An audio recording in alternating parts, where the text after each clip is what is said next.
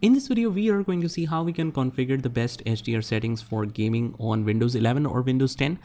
So provided your system supports that HDR settings, it has the GPU or whatever is the graphic card, make sure it supports that. But a lot of systems and laptops supports that feature. So let's get started. First of all, what we have to do is just open up the start menu and just right here settings. Once we see the settings option, just go in here. And under the settings, if we click on the system, we can see this display option on the right. So if your system supports the HDR, you can just go in here in the settings.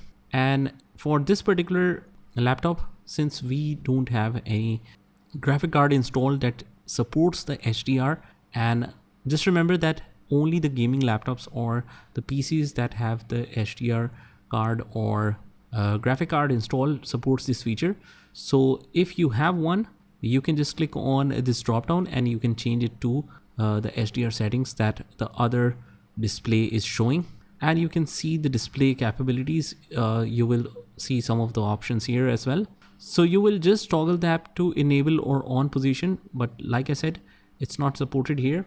So that's pretty much it. But one thing more to consider, that if you are turning on the HDR mode, you will see the colors will adjust automatically into warmer effects because of HDR as well. So what you can do after that is just go to the night light settings, just go write night in the search, and here just turn this on or off. So I recommend you to turn off both of them.